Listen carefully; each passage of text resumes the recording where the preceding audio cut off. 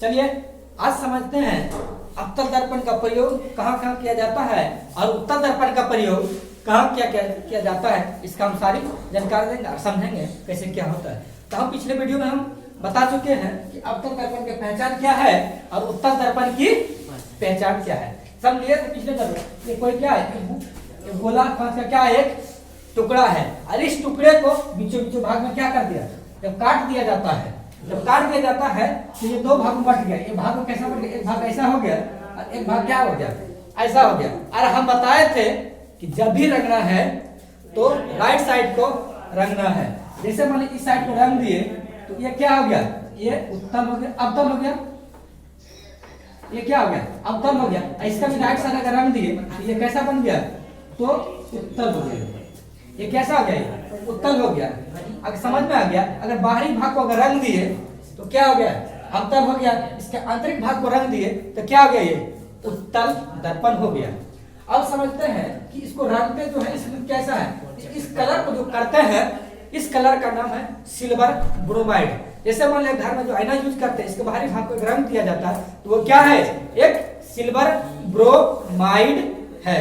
अब समझते हैं कि अवतल दर्पण के बारे में। तो अवतल दर्पण क्या करता है, अवतल दर्पण क्या करता है, ये प्रकाश की किरणों को क्या करता है, पास लाता है। क्या बोले, अवतल दर्पण जो है प्रकाश की किरणों को पास लाता है। और इसके बाद और क्या करता है, ये कैसा प्रतिबिंब बनाता है, तो ये आभासी होता है। जब प्रकाश की किरणों को जब पास लाता है इसीलिए इसे अभिसारित दर्पण भी कहा जाता है। क्या बोले, क्वेश्चन आएगा किस दर्पण को अभिसारित दर्पण कहा जाता है, तो हम क्वेश्चन समझना है कि अवतल दर्पण को अभिसारित दर्पण कहा जाता है। और ये क्या करता है, किसी भी चीज को, छोटा चीज को ये क्या करता है, बड़ा करके दिखाता है। क्या बोले, किसी भी चीज को अगर छोटा है तो वो क्या करता है, वो बड़ा करके दिखाता है। अब समझता अगला पॉइंट, अवतल दर्पण की फोकस दूरी और क्षमता। क्या बोले, अवतल दर्पण की फोकस दूरी और क्षमता दोनों क्या होती है, ऋणात्मक होती है। दोनों की बात किया जाए, फोकस दूरी और क्षमता दोनों कैसा होगा, तो ऋणात्मक होगा। अब कहता है इसका प्रतिबिंब कैसा बनता है। क्या बोले, प्रतिबिंब पूछेगा तो वास्तविक और आभासी, जिसको बोल सकते हैं काल्पनिक, दोनों प्रकार का प्रतिबिंब बनाता है। अब कहता है लेकिन 90% केस में अगर बात किया जाए तो कैसा प्रतिबिंब बनाता है, तो वास्तविक प्रतिबिंब बनाता है। कुछ ऐसा केस है जो क्या करता है, आभासी या काल्पनिक प्रतिबिंब को बनाता है। अब समझते हैं कि अवतल दर्पण का प्रयोग। तो अवतल दर्पण का प्रयोग कहाँ का करेंगे उस चीज को जानते हैं।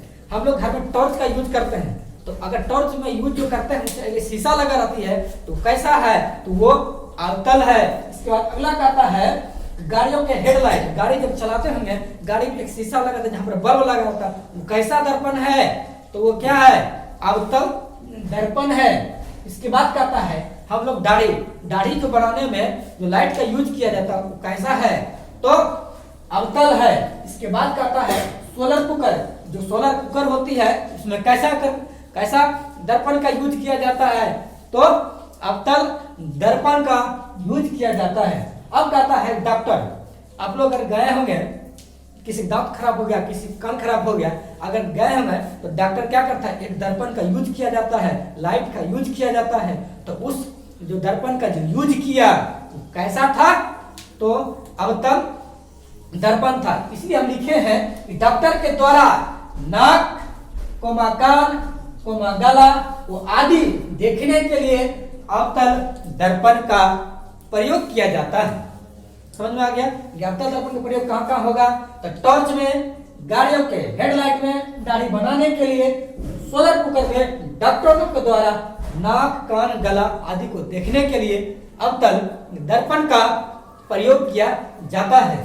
चलिए अब समझते हैं कि उत्तल दर्पण के बारे में।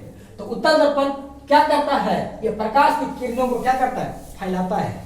क्या बोले, किसी भी प्रकाश की किरण है तो क्या करता है, फैलाता। अगर ये प्रकाश किरण यहाँ है, धीरे धीरे धीरे क्या करता है, ये फैलाते जाता है। इसीलिए हम बोले प्रकाश की किरणों को अगर फैला रहा है तो मतलब कैसा है, ये उत्तल दर्पण है।